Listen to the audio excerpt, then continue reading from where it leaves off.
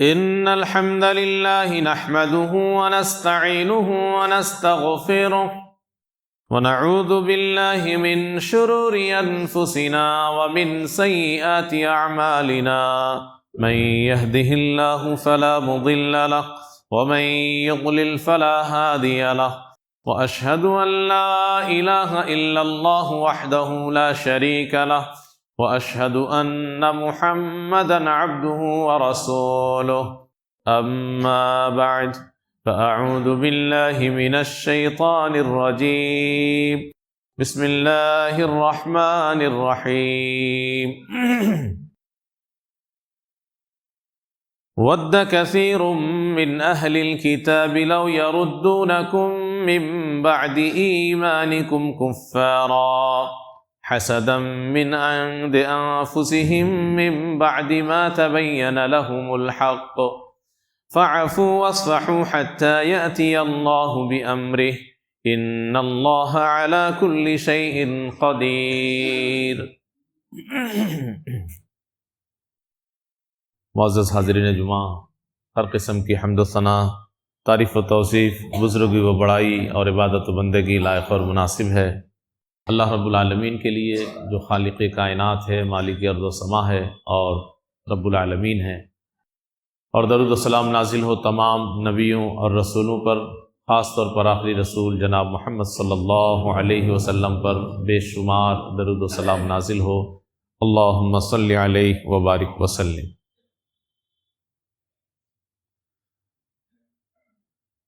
اللہ رب العالمین نے ہم مسلمانوں کو ہر اس چیز سے آگاہ کیا ہے جو ہمارے لیے نقصان دہ ہے۔ معاشرتی زندگی میں ایک بڑی بیماری انسانوں کے اندر پائی جاتی ہے جسے حسد کہتے ہیں، اور یقینی طور پر حسد سے معاشرہ تباہ ہوتا ہے، معاشرتی زندگی برباد ہوتی ہے، انسان بربادی کی طرف چل پڑتا ہے، زیادہ خسارے میں حاسدی رہتا ہے، اور کبھی کبھی محسود یعنی جس سے حسد کرتا ہے اس کو بھی کوئی نہ کوئی نقصان ہوتا ہے۔ حسد لغت کے اعتبار سے ایک کیڑا ہے، حسدل سے حسد بنا ہے، اس کو چیچڑی کہتے ہیں، جوں کی طرح وہ کیڑا ہوتا ہے، تھوڑا سا لمبا ہوتا ہے، انسان کے بدن میں چپک جاتا ہے اور خون چوستا رہتا ہے۔ تو یوں سمجھے کہ حسد بھی ایک کیڑا ہے جو انسان کے دل میں چپک جاتا ہے اور پھر انسان کے دل کو چوستا رہتا ہے۔ اصطلاح کے اندر حسد جب بولا جاتا ہے تو اس سے مطلب کیا ہوتا ہے؟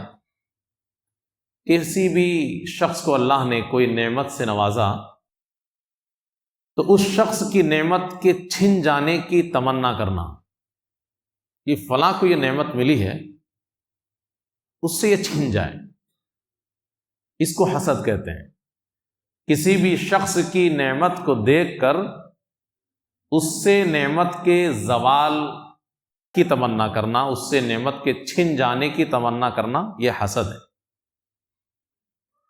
اور مختلف طریقے سے آپ اپنے معاشرے پہ نگاہ ڈالیں تو آپ کو پتہ چلے گا کہ ہم لوگ ایک دوسرے سے حسد کرتے ہیں۔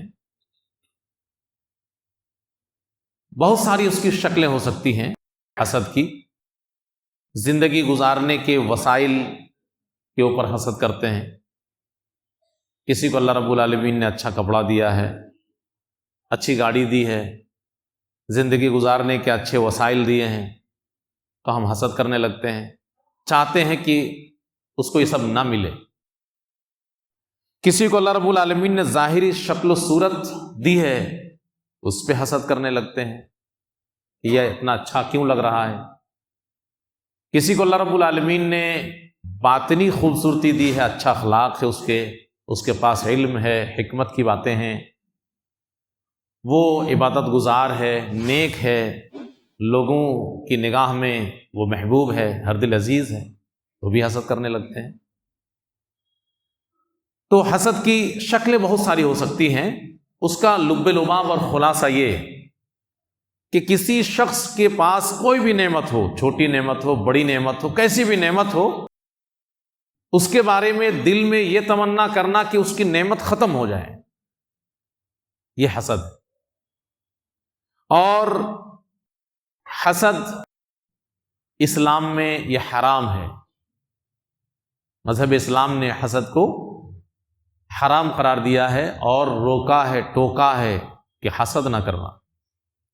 ہاں البتہ ایک چیز ہے جس کو آپ رشک کہتے ہیں، حسد کا ایک معنی دوسرا آپ یہ کہہ سکتے ہیں جس کو ہم لوگ رشک کہتے ہیں، اس کا معنی یہ ہوتا ہے کہ کسی کی نعمت دیکھ کر کے دل میں تمنا کرنا کہ مجھے بھی وہ نعمت ملے، اس سے وہ نعمت چھین جائے، یہ حسد ہے۔ لیکن اس سے نعمت نہ چھینے، اس کو اللہ نے دیا تو مجھے بھی ملے، یہ رشک ہے۔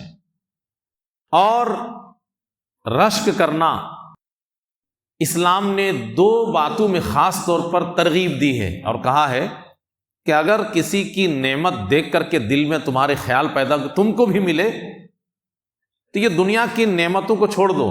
کسی کا بنگلہ دیکھ کر کے دل میں سوچنا کہ ہم کو بھی مل جائے، یہ تو دنیا ہے۔ کسی کی گاڑی دیکھ کر کے دل میں یہ کرنا کہ اس کو تو ملا ہے مجھے بھی مل جائے، اس کی ترغیب اسلام نے نہیں دی۔ کہا لا حسد الا فی اثنتین،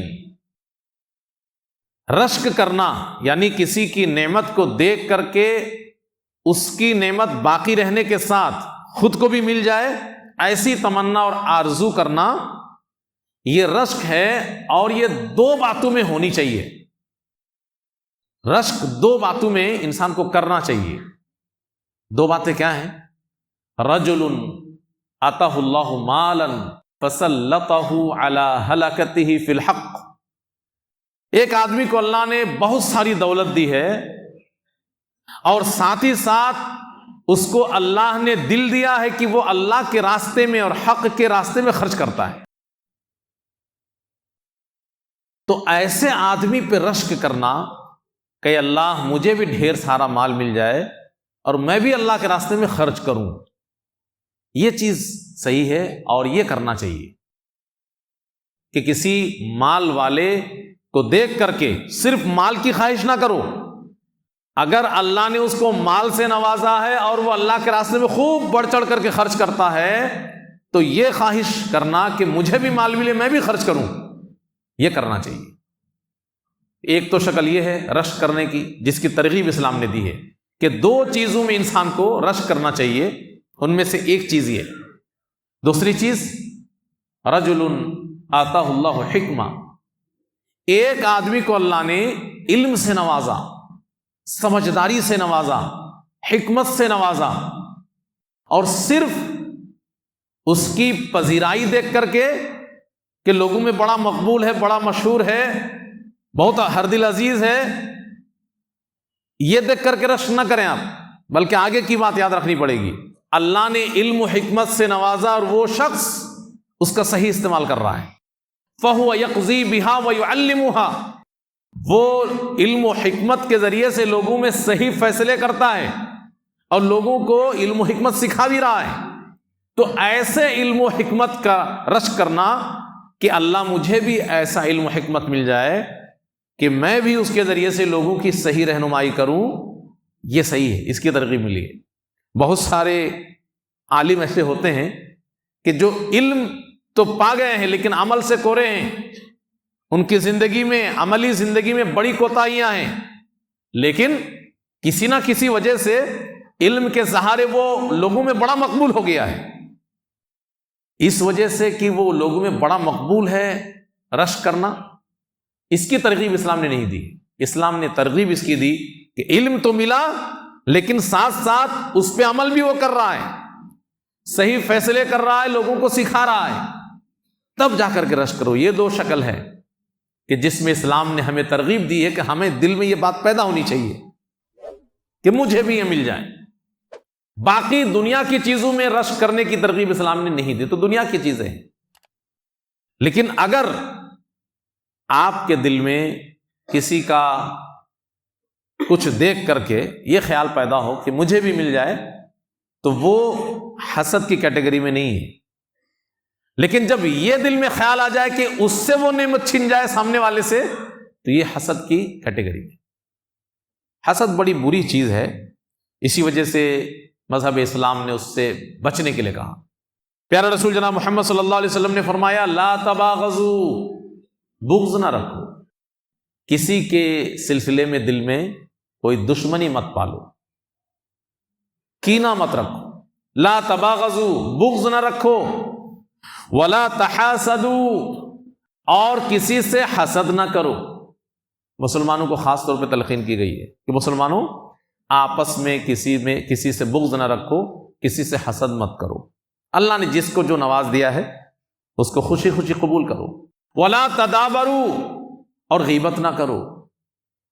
سب بیماریاں ہم لوگ کے اندر پائی جاتی ہیں، ہم سب کو بچنا چاہیے. وکونوا عباد اللہ اخوانا، اور اللہ کے بندو بھائی بھائی ہو جاؤ.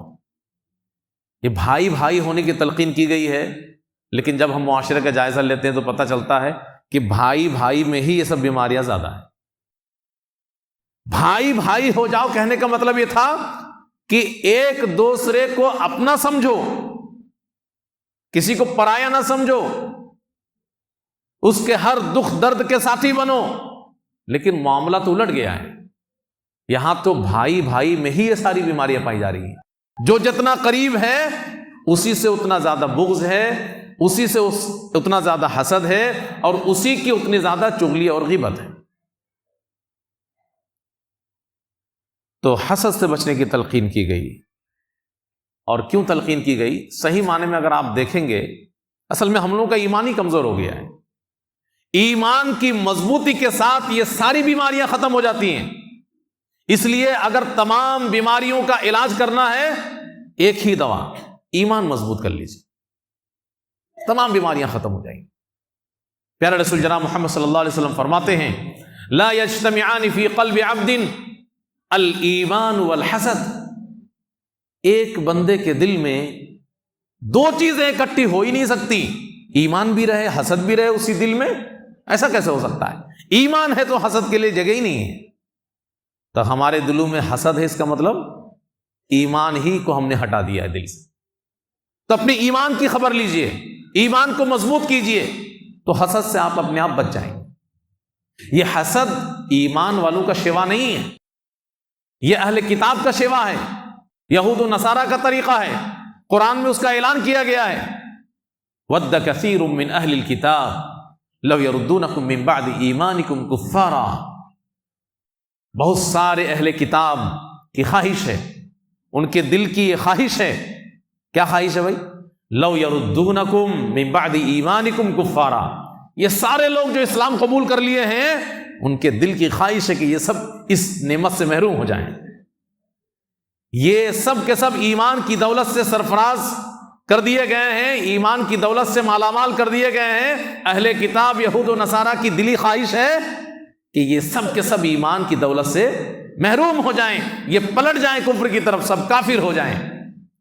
اللہ کہتے ہیں اس کی وجہ کیا ہے، یا ایسا کیوں سوچتے ہیں؟ کہتے ہیں حسد من انفسہم، صرف حسد کی بنیاد پر. یہ اہل کتاب، ان کو حسد ہے کہ یہ لوگ اللہ کے کتاب کے وارث بن رہے ہیں اور اہل کتاب بن رہے ہیں، بھی یہ سب کے سب کافر ہی رہیں. خود تو دین سے دور ہو رہے ہیں لیکن دوسرے لوگوں کے دین کو بھی دیکھ نہیں پا رہے ہیں. تو اللہ نے کھلے لفظوں میں اعلان کرتے ہوئے کہا کہ وجہ کچھ نہیں ہے، حسد من عند انفسہم، صرف حسد کی بنیاد پر ایسی وہ سوچ رکھتے ہیں کہ یہ سب ایمان کی دولت سے اور نعمت سے محروم ہو جائیں. من بعد ما تبین لہم الحق. اور ایسا کیوں ہے؟ اس لیے کہ یہ اہل کتاب اتنے اللہ کے نافرمان بندے تھے، ان کو معلوم تھا کہ اسلام حق ہے، ان کو معلوم تھا کہ محمد صلی اللہ علیہ وسلم حق ہیں، یعرفونہ کما یعرفون ابناءہم، یہ محمد صلی اللہ علیہ وسلم کو وہ ایسے ہی پہچانتے تھے جیسے اپنے بیٹوں کو پہچانتے ہیں۔ بو سے بچے کو انسان محسوس کر لیتا کہ یہ میرا بچہ ہے، کچھ بھی نظر نہ آئے، صرف اس کو اگر ناک کے قریب لے کے آئے گا انسان تو اس کو محسوس ہے کہ یہ میرا بچہ ہے۔ سب سے زیادہ اگر کوئی پہچانتا ہے تو اپنے بچے کو پہچانتا، اس میں دھوکہ نہیں کھا سکتا۔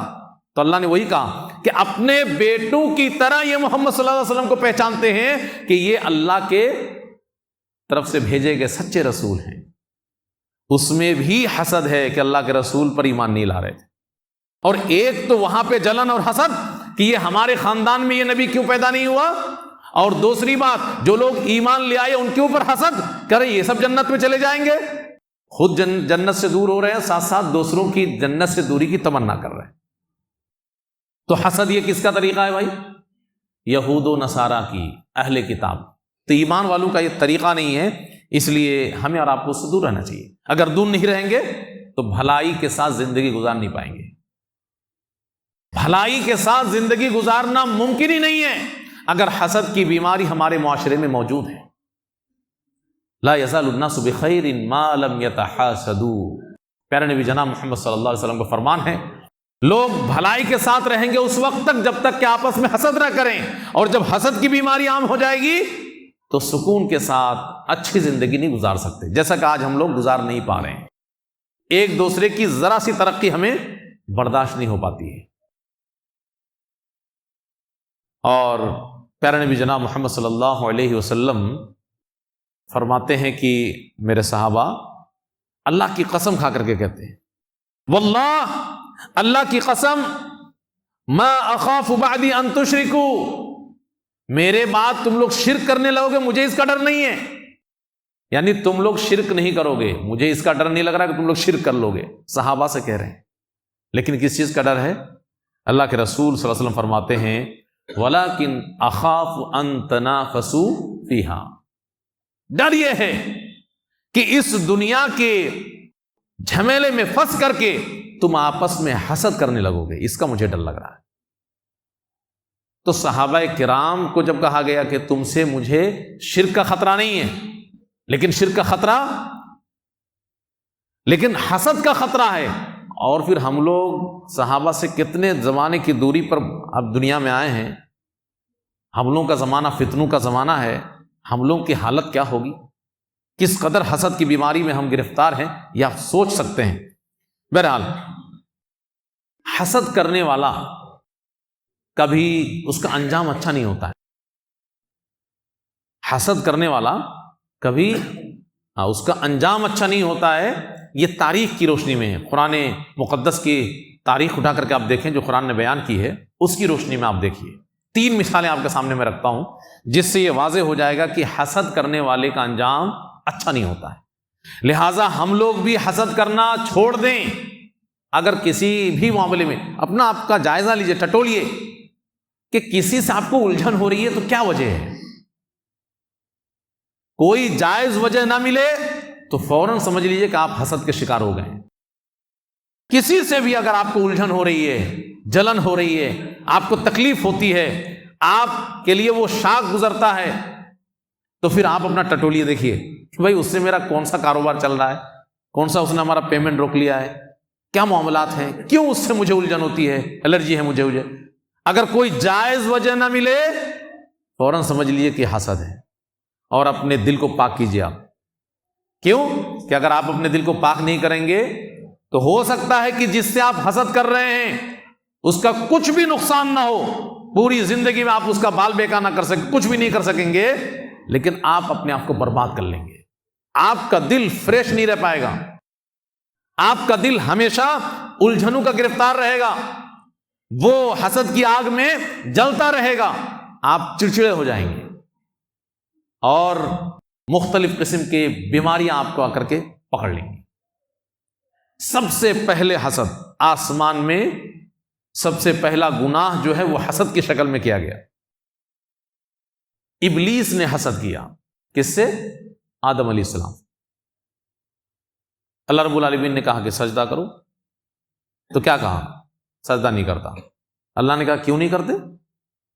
انا خیر منہ خلقتنی من نار وخلقتہ من طین، میں اس سے بہتر ہوں، اس کو میں سجدہ کروں، میں نیچے جھکوں یہ اوپر رہے، یہ اس کا حق نہیں ہے۔ حسد کرنے والا دراصل ایسے ہی سوچتا ہے دنیا میں بھی، ارے اللہ نے جس کو جو نواز دیا ہے وہ اسی کا حق ہے، تبھی اللہ نے اس کو نوازا ہے، کاہے کے لیے اللہ کے فیصلے سے ناراض ہو رہے ہیں؟ حسد کرنے والا دراصل اللہ کے فیصلے سے ناراض ہوتا ہے کہ اس کو کیوں ملا، اللہ نے دیا بھائی۔ ابلیس کے اندر بھی یہی بات آئی تھی کہ آدم کو سجدہ کرے، یہ مقام ارے اس کے لائق نہیں ہے، مٹی سے بنا ہے، میں اس سے برتر ہوں، اس سے بہتر ہوں، یہ مقام کیوں اس کو ملے کہ میں اس کو سجدہ کروں؟ انجام کیا ہوا ابلیس کا؟ پہلے تو اللہ رب العالمین نے کہا فخرج منہا فإنک رجیم، تو راندہ درگاہ ہے، رحمت کی نگاہ سے تو دور ہو جا، یہاں سے نکل جا، تو مردود ہے، ملعون ہے، وَإِنَّ عَلَيْكَ لَعْنَتِي إِلَى يَوْمِ الدِّينِ، قیامت تک میری لعنت تیرے اوپر، پھٹکار تیرے اوپر۔ اس کے بعد آگے ایک اور تباہی، ایک تو وہاں پہ تباہی ہو گئی، اس کے بعد ابلیس نے کیا کہا، اللہ مجھے مہلت دے دے قیامت تک، میں یہ آدم اور اس کی نسل کو بہکاؤں، اپنا ساتھی بناؤں۔ تو اللہ رب العالمین نے آگے چل کر کے کیا کہا، لَأَمْلَأَنَّ جَهَنَّمَ مِنْكُمْ أَجْمَعِينَ، جہنم میں ڈالوں گا تجھے۔ ابھی سے پھٹکار شروع ہو گئی، اور انجام آخر میں کیا ہوگا ابلیس کا کہ تجھے جہنم میں رہنا پڑے گا۔ اور صرف ابلیس کا نہیں ہوگا، بلکہ دوسری جگہ اللہ نے کہا لمن تبعک منہم لأملأن جہنم منک وممن تبعک منہم اجمعین، جو کوئی بھی انسان تیرے راستے پہ چلے گا اس کو بھی جہنم میں ڈال دوں۔ بتائیے کتنا خطرناک انجام ہو۔ اسی طریقے سے اب زمین پہ جو پہلا گناہ، زمین پر پہلا گناہ وہ بھی حسد کی شکل میں ہوا۔ آسمان پہ بھی پہلا گناہ کیا ہوا بھائی؟ حسد، ابلیس نے حسد کیا۔ جتنے لوگ بھی حسد کرتے ہیں وہ یہ سمجھ لیں کہ وہ ابلیس کے راستے پہ چل پڑے ہیں۔ اور دنیا میں بھی پہلا گناہ کیا ہوا بھائی؟ حسد ہی کا گناہ ہوا۔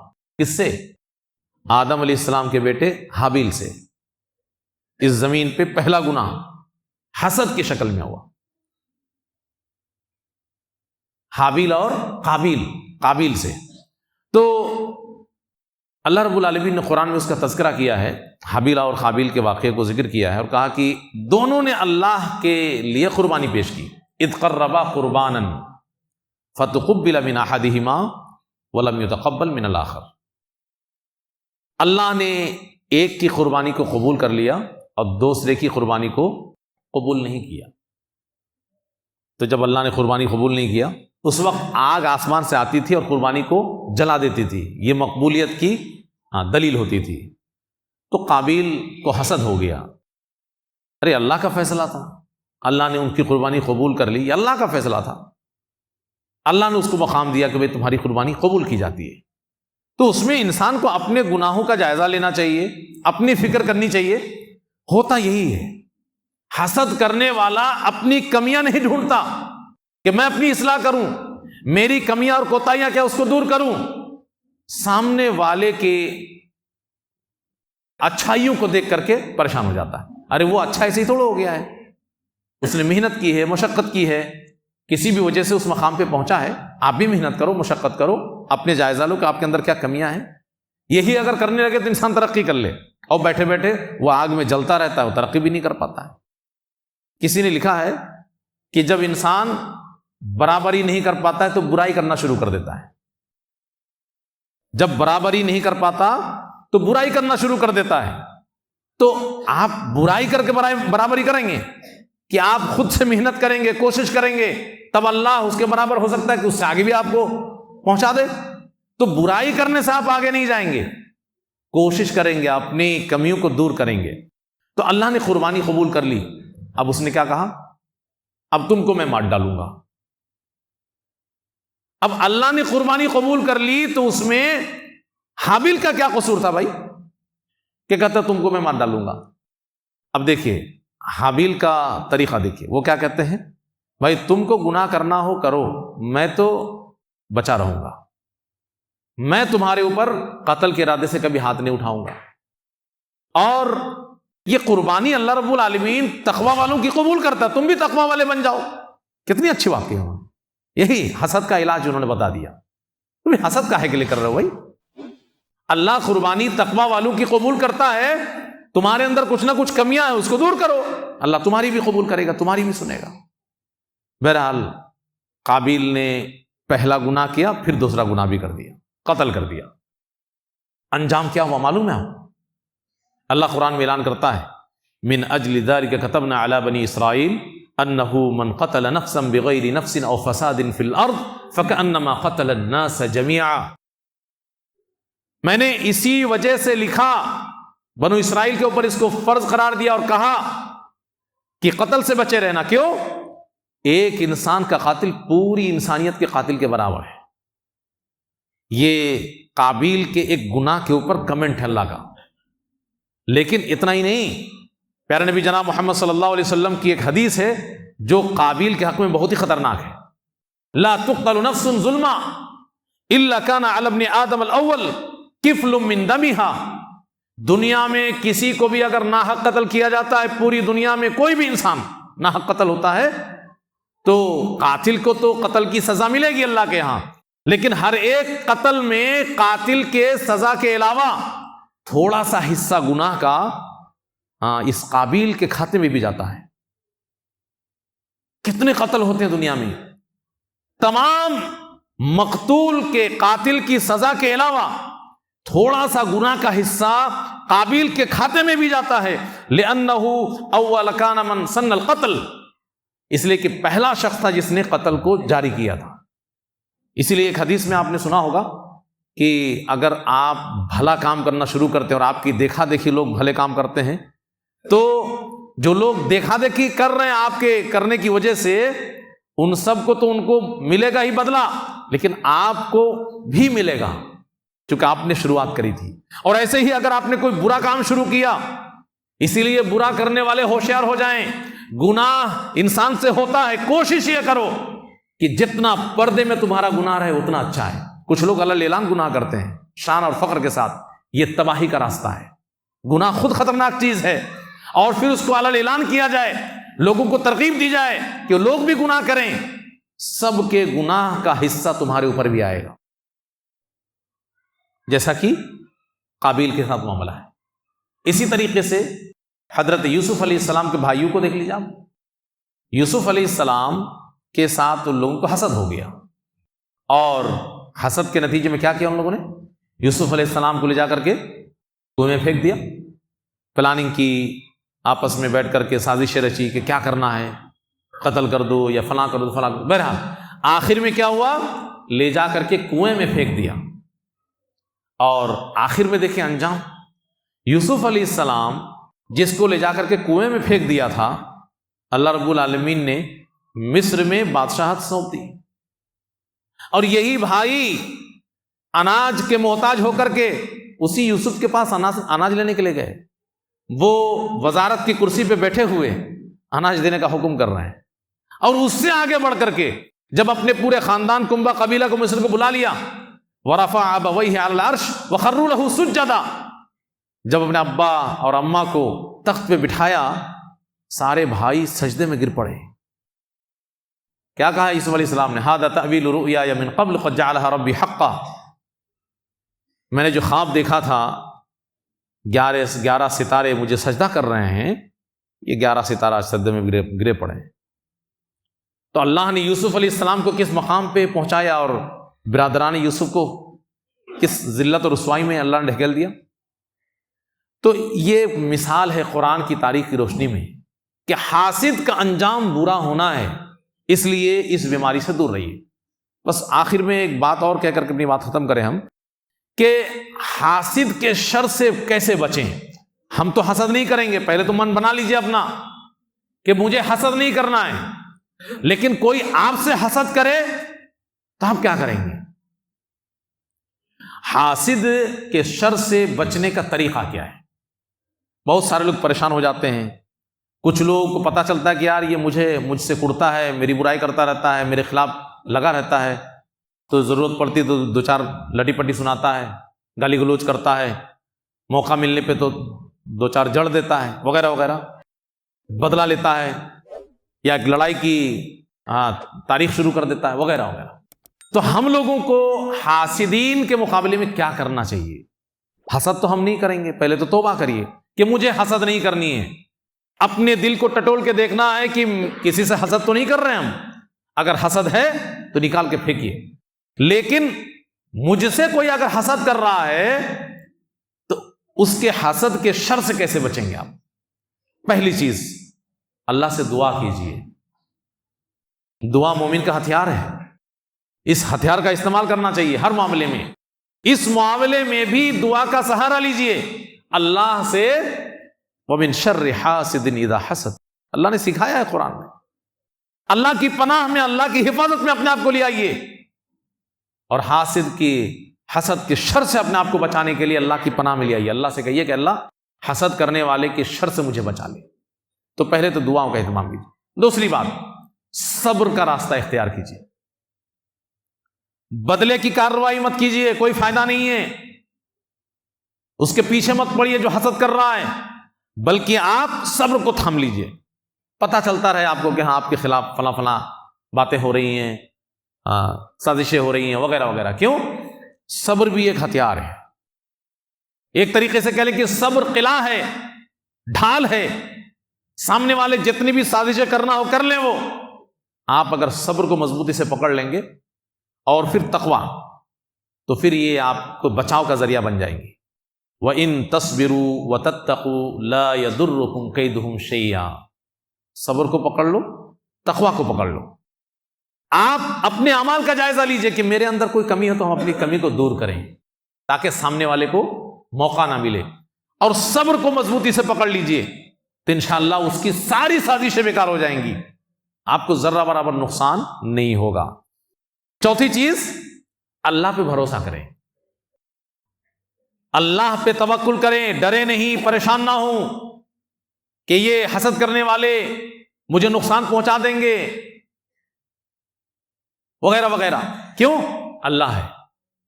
وَمَن يَتَوَكَّلْ عَلَى اللَّهِ فَهُوَ حَسْبُهُ، جو اللہ پہ بھروسہ کر لے گا اللہ اس کے لیے کافی ہو جائے گا۔ تو یہ چوتھا نسخہ کہ آپ حسد کرنے والوں سے بے فکر ہو جائیں، وہ کچھ نہیں کر پائیں گے، اللہ ہے اوپر، اللہ پہ بھروسہ کریں۔ پانچویں چیز، حاسدین کو نظر انداز کرنا سیکھیں۔ معلوم ہے، جانتے بوجھتے کہ ہاں یہ مجھ سے بہت جلتا ہے، یہ کڑتا ہے، میرے خلاف یہ تمام حدیں پار کرنا چاہتا ہے، لیکن آپ اس کا خیال بھول جائیے، فکر کرنا چھوڑ دیجیے آپ اس کا کہ کون آپ سے حسد کر رہا ہے۔ سکون میں رہیں گے آپ، اور اگر آپ اس میں الجھنے لگیں گے تو آپ کا بھی سکون چھن جائے گا۔ اسی طریقے سے اللہ سے اپنا تعلق مضبوط کریں۔ کیوں؟ اس لیے کہ اگر آپ اللہ کے حقیقی بندہ بن جائیں گے تو ابلیس نے جب کہا تھا کہ میں جاؤں گا اور آدم اور اس کی نسل کو اپنی جال میں پھنسا لوں گا، تو اس کے بعد اللہ رب العالمین نے کیا کہا تھا؟ ان عبادی لیس لک علیہم سلطان، میرے جو خاص بندے ہوں گے، میرے ساتھ جن کا تعلق مضبوط ہوگا، تیرا کوئی داؤں ان کے اوپر نہیں چلے گا، تو کچھ نہیں کر پائے گا، ان کو راستے سے بھٹکا نہیں سکتا، ان کا کچھ بگاڑ نہیں سکتا۔ اس لیے آپ اللہ سے رشتہ مضبوط کیجیے، حقیقی بندہ بنیں۔ اور ساتویں چیز، گناہوں سے توبہ کریں۔ کیوں؟ اس لیے کہ حسد کرنے والا اگر کسی بھی تکلیف میں آپ کو ڈالتا ہے تو یہ مصیبت ہے، اور وہ ہمارے گناہوں کے نتیجے میں سزا بھی ہو سکتی ہے کہ اللہ نے حاسد کی شکل میں ہم کو سزا دے دی۔ لہذا گناہ کا احساس کرتے ہوئے توبہ کریں، گناہوں سے توبہ کریں، اس کو لازم پکڑ لیں۔ وما اصابکم بمصیبۃ فبما کسبت ایدیکم، تمہیں کوئی مصیبت لاحق ہوتی ہے تمہارے ہاتھ کی کمائی ہے۔